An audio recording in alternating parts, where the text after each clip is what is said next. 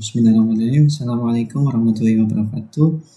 Perkenalkan, nama saya Muhammad Alvin Mubarok dengan NIM 0562442241. Di sini saya akan mengerjakan tugas praktikum tugas 1 dari mata kuliah basis data. Di sini kita telah diberikan soal contoh kasus, yaitu sebuah rumah sakit yang memiliki banyak dokter. Setiap dokter mempunyai banyak pasien yang ditangani. Pasien harus terlebih dahulu mendaftar pada bagian administrasi dengan menyerahkan data dirinya. Kemudian data pasien telah terdaftar akan diserahkan kepada dokter untuk diperiksa. Kemudian pasien dapat diperiksa oleh beberapa dokter sesuai situasi dan kondisi pasien. Kemudian setelah pasien selesai diperiksa, dokter akan membuat resep obat dan diserahkan kepada pasien tersebut. Nah, dalam contoh kasus tersebut, kita disuruh untuk merubahnya menjadi Entity Relationship Diagram atau bisa disebut dengan ERD dengan tahapan ataupun langkah-langkah yang telah sesuai dengan panduan yang telah diberikan oleh tutor masing-masing di kelas learning atau tutor. Nah, di sini kita telah diberikan panduan untuk mengerjakan tugas satu ini, tugas praktikum ini. Nah, tugas yang pertama itu kita mengidentifikasi atau menetapkan seluruh entity yang terkait. Di dalam contoh kasus tersebut, kita diberikan kita menganalisis bahwasanya kita telah menemukan 3 entitas atau entity yang ada pada contoh kasus tersebut. Yang pertama yaitu pasien, dan yang kedua ada admin, dan yang ketiga ada dokter. Nah, seperti ini. Di dalam panduan juga kita telah diberikan bocoran terkait entitas atau entity yang ada pada contoh kasus tersebut. Nah, langkah selanjutnya yaitu kita akan membuat ERD dengan menambahkan entity. Nah, kita tambahkan entity-nya di sini. Kita sesuaikan dulu ukurannya. Nah, kemudian kita duplikat. Karena entity-nya ada 3, maka kita duplikat 3 seperti ini. Nah. Oke, kemudian kita beri nama entity tersebut. Dalam kasus contoh tersebut kan ada 3 entity ya, yaitu ada admin, kemudian pasien, kemudian dokter. Maka kita tambahkan nama tersebut sebagai nama entity. Di sini kita beri nama admin, kemudian yang kedua kita beri nama pasien, dan yang ketiga kita beri nama dokter. Nah, seperti ini. Nah, kemudian kita telah membuat 3 entity pada ERD yang akan kita buat, yaitu yang pertama admin, yang kedua pasien, dan yang ketiga dokter. Nah, langkah selanjutnya kita cek panduannya.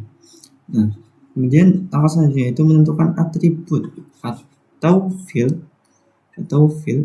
dan dari masing-masing entity beserta kunci key-nya atau primary key-nya.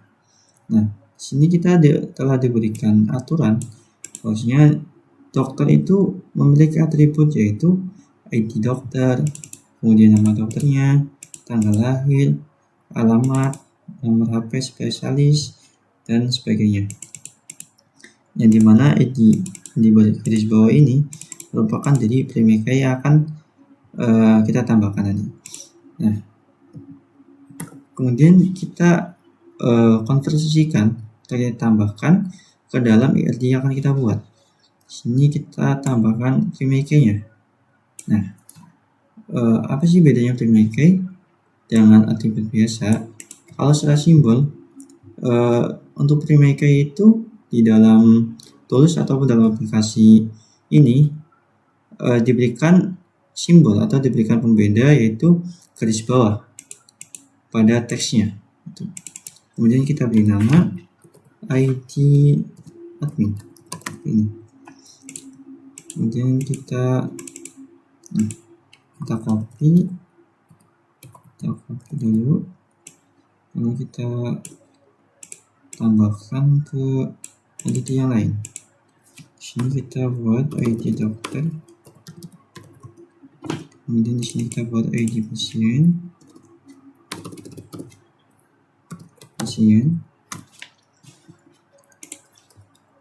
Nah, setelah kita menambahkan ID-nya atau predikat-nya, kita tambahkan atribut pada setiap entity tersebut berdasarkan dengan panduan yang telah diberikan. Nah, di sini kita diberikan sini dokter memiliki atribut ID dokter dan nama dokter. Ini kita tambahkan sini nama dokternya, nama dari dokternya, dokter. Nah, kemudian di sini bisa tanggal lahir, alamat dokter. Ini kita sikat aja tanggal, kemudian alamatnya, alamat dokter, kemudian nomor HP, spesialis, dan jam kerja. Nomor HP dan spesialisnya, kita spesialis. Nah, kemudian kita tambahkan juga atributnya. Tambah atribut satu lagi, yaitu apa ya di situ? Waktu kerja. Nah,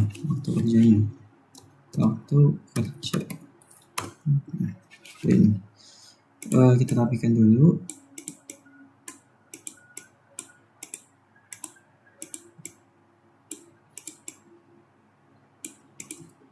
Nah, kemudian kita geser ke entity sebelah, ke pasien. Di sini pasien memiliki atribut yaitu ID pasien, nama pasien, alamat pasien, jenis kelamin, dan nomor HP. Sini kita copy aja, kita tambahkan di sini alamat pasien,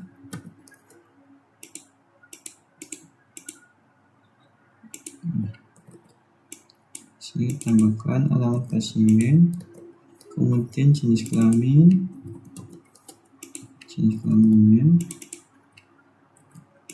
kemudian kita tambahkan nomor HP.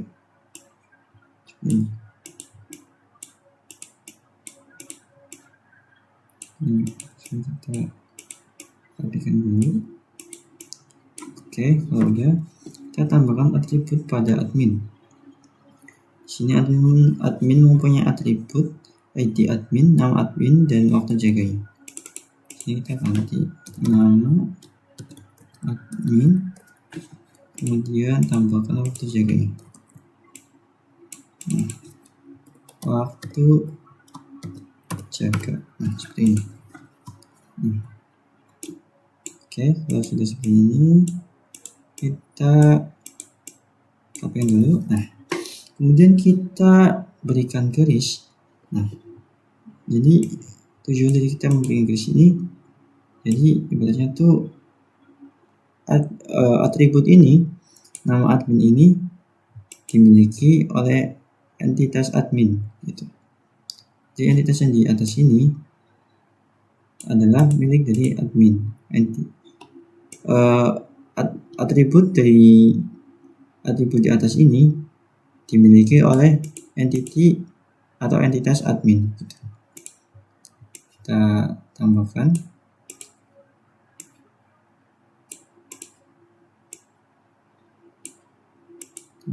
seperti ini.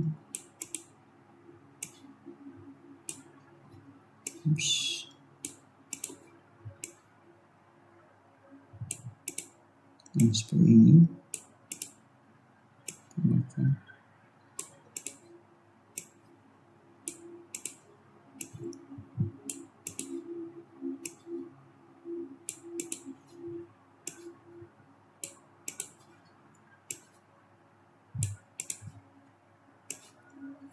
Oke, satu lagi. Nah, seperti ini ya. Nah, kemudian langkah selanjutnya yaitu mengidentifikasi dan menetapkan seluruh himpunan relasi di antara himpunan-himpunan entity yang ada beserta kunci tamunya atau foreign key-nya. Nah, di sini kita diberikan tabel relasi atau metrik relasi, yaitu dokter akan memiliki hubungan relasi dengan pasien, yaitu memeriksa. Kemudian dokter juga memiliki hubungan relasi dengan admin, yaitu sebagai atau melakukan simpan data. Kemudian pasien juga mempunyai relasi dengan dokter, yaitu diperiksa. Kemudian pasien akan berinteraksi atau mempunyai relasi dengan admin untuk mendaftar. Kemudian admin akan melakukan interaksi atau relasi dengan dokter untuk menyerahkan datanya, data pasien. Kemudian admin akan melakukan relasi dengan pasien untuk atau sebagai melayani. Kemudian kita berikan sebuah relasi di sini. Relasi seperti ini. Nah, setelah di sini kita berikan relasi ini. Pasien melakukan pendaftaran atau mendaftar, kemudian admin menyerahkan datanya, menyerahkan data ke dokter. Kemudian dokter memeriksa data, memeriksa pasien.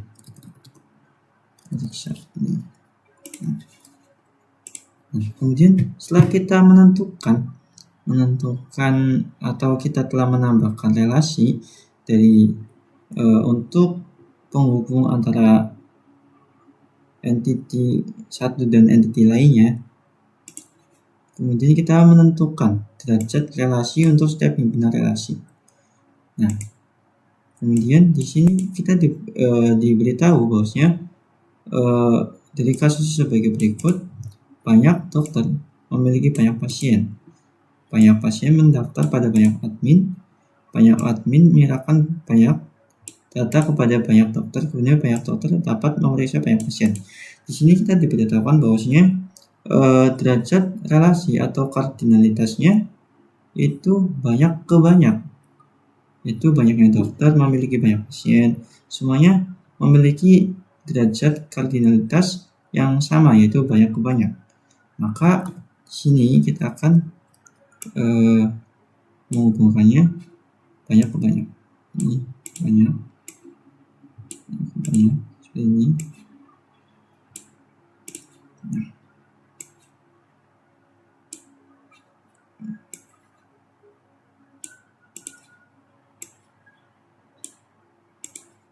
Satu lagi.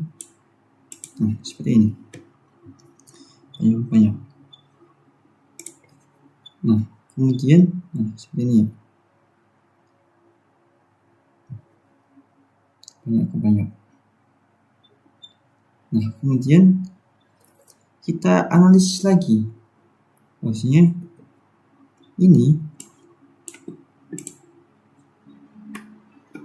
karena dia tuh memiliki derajat kardinalitasnya banyak ke banyak, maka akan terjadinya penyimpanan data, di mana pasien akan mendaftar, kemudian akan menyerahkan data ke admin menyerahkan data ke dokter, kemudian pasien akan diperiksa oleh dokter, kemudian pasien diperiksa oleh dokter, kemudian akan menghasilkan resep obat. Nah, sedangkan data dari resep obat itu tidak bisa ditaruh pada entity dokter ataupun entity database pasien. Kenapa? Karena ini akan terjadinya tumpang tindih dari data tersebut. Nantinya bisa jadi datanya akan menjadi rancu dan tidak akurat gitu, seperti itu. Maka untuk mencegah hal tersebut, kita akan menambahkan yang dimana kita akan menambahkan sebuah entitas baru sebagai tabel transaksi gitu, sebagai penyimpan database transaksi antara pasien ke admin, admin ke dokter, dan dokter ke pasien, seperti itu. Maka di sini kita hapus terlebih dahulu untuk relasinya, kemudian kita perbesar biar lebih enak dalam pengeditannya. Nah, seperti ini. Kita akan tambahkan entitas baru. Di sini kita copy saja. Nah, entitas baru sini. Nah, seperti ini. Akan menambahkan entitas baru. Di sini kita akan beri nama. Misalkan di sini kita kasih nama daftar pasien, daftar pasien. Kemudian di sini kita beri nama verifikasi data, dan kemudian di bawah kita akan kasih nama rekam medis. Nah, kemudian setelah kita membuat entity baru, seperti ini. Nah, kemudian kita tambahkan primary key kepada entity tersebut. Gitu. Karena di sini admin akan berhubungan dengan dokter, maka kita akan tambahkan primary key admin dan dokter gitu. Di sini sebagai agar bisa terhubung gitu. Nah, tambahkan ini. Kemudian kita juga tambahkan tambahkan ID admin kepada daftar pasien, di sini kepada pasien, kemudian ID dokter kepada rekam medis ini. Begitu juga dengan pasien. Nah, di sini tambahkan seperti ini. Oke. Seperti ini. Oke. Kemudian langkah selanjutnya kita akan menambahkan atribut biasa kepada entitas yang telah kita buat tadi. Di sini kita tambahkan atribut pada ini daftar pasien. Di sini kita akan memberikan nama yaitu waktu daftar. Kapan sih waktu pendaftaran pasien tersebut gitu. Nah, tambahkan waktu daftar seperti ini. Kemudian kita tambahkan lagi di sini nomor antrian. Nah,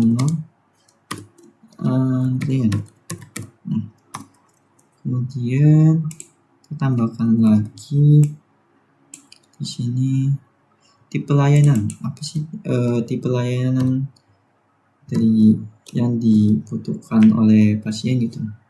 Tipe layanan. Nah, kemudian kita tambahkan lagi di sini ini status berkas. Nah, jadi statusnya tuh berkasnya apa, Mas? Udah terverifikasi apa masih pending gitu, status berkas. Nah, seperti ini. Dan kita rapikan dulu.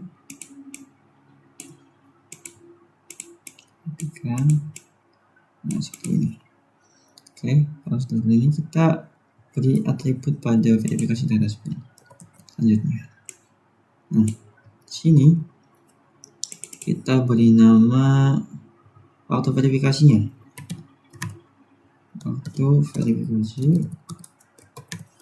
Nah, kemudian status verifikasinya. Nah, sekarang statusnya masih pending apa udah diverifikasi gitu. Status verifikasi. Nah, seperti ini. Kemudian kita tambahkan poly unit. Jadi pasien ini harus ke dokter spesialis mana gitu. Jadi kita tambahkan atribut sebagai agar lebih spesifik gitu. kita tambahkan polyunit. Nah, seperti ini. Kemudian kita tambahkan atribut pada rekam medisnya. Tambahkan di sini, kita tambahkan waktu pemeriksaannya, waktu periksaan. Nah, kapan waktu periksanya, apakah jam sekian gitu. Kemudian keluhan yang dialami oleh pasiennya apa? Tambahkan keluhannya.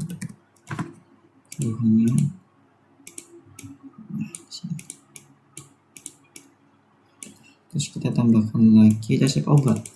Jangan lupa resep obatnya. Resep obatnya. Resep obat. Kemudian kita tambahkan tanda vital di sini. Jadi hasil dari pemeriksaannya itu apa gitu. Tanda vitalnya itu apa? Tanda vital mana bagian yang vital gitu, yang terganggu, yang menyebabkan sakit itu apa aja gitu. Nah, setelah kita membuat atribut tersebut, kita akan menghubungkannya kepada entitas baru, entitas yang telah kita buat tadi. Nah, kita rapikan dulu. Nah, setelah kayak gini, kita hubungkan. Ambil ini, hubungkan dengan ini. Oke, kita hubungkan satu-satu.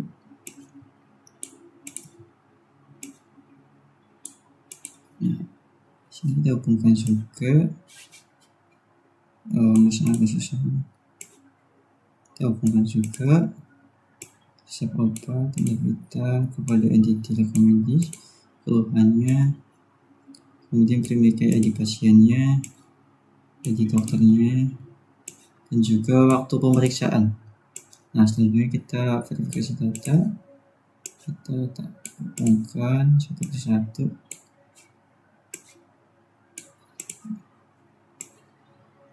Admin, premakai. Nah, seperti ini. Nah, setelah kita menghubungkan satu persatu pada entity yang telah kita buat tadi, kita telah selesai membuat premakai dan juga atribut untuk entitas tabel transaksi.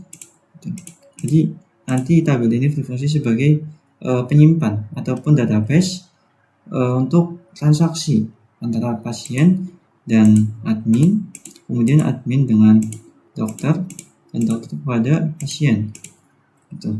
Jadi tidak ada dokumen ataupun file ataupun data yang disimpan pada entity dokter, entity admin, entity pasien. Jadi ini hanya menyimpan dari data admin, identitas admin, identitas dokter, identitas pasien. Kemudian data yang dilakukan oleh pasien ke admin atau relasi hasil atau output dari relasi admin dan pasien akan disimpan pada daftar pasien itu. Begitu juga dengan admin dan dokter akan disimpan pada database data. Dan juga dokter dan pasiennya akan interaksinya akan disimpan, hasilnya akan disimpan pada rekam medis. Nah, seperti itu. Nah, kemudian kita tambahkan relationship atau hubungan dari setiap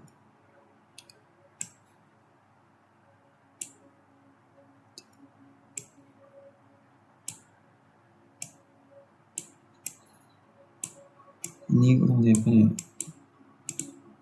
kurang lebar ini, jadi agak bentar. Nah, seperti ini.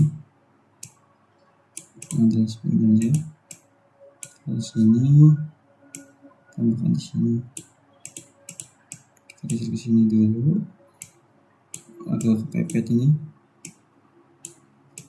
Nah, seperti ini. Ya, seperti ini. Nah, sini kita beri nama ya relasinya.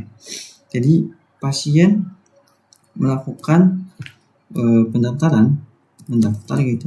ke admin, kemudian admin melayani pasien ini, kemudian admin menyerahkan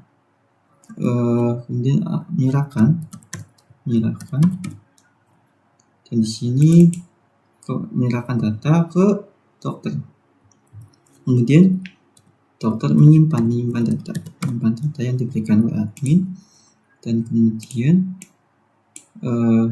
dokter melakukan memeriksa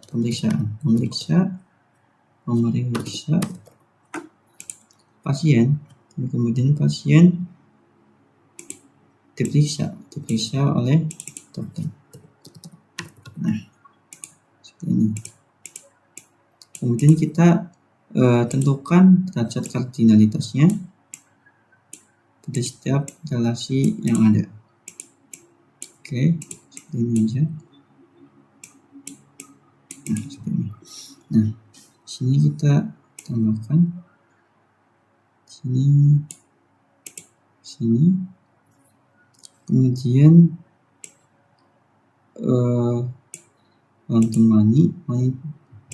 money kita tambahkan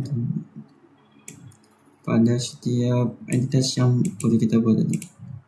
Nah, ini kemudian tambahkan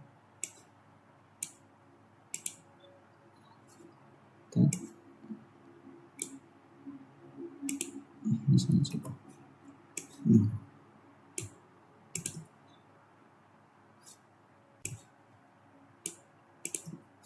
Tambahkan sini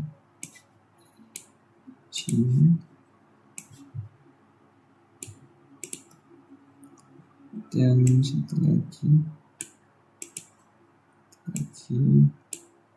Nah, kalau lebih seperti ini.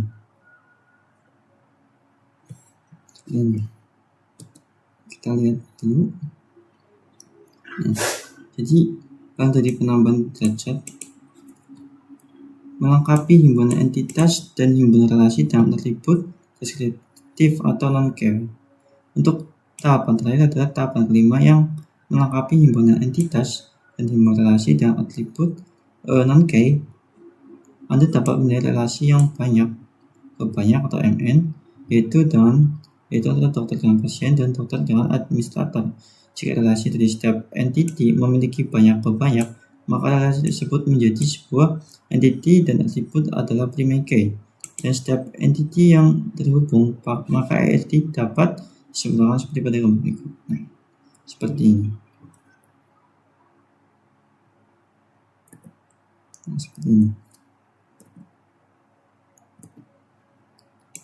Akan terdapat tabel atau bukan disebut tabel sih, entitas sebagai tempat transaksi, baik itu antara pasien ke admin ke dokter, dan dokter ke pasien. Seperti itu. Mungkin itu saja penjelasan dari saya. Mohon maaf barangkali ada banyak tutur kata yang salah maupun kurang jelas. Saya akhiri, kurang lebihnya mohon maaf. Wassalamualaikum warahmatullahi wabarakatuh.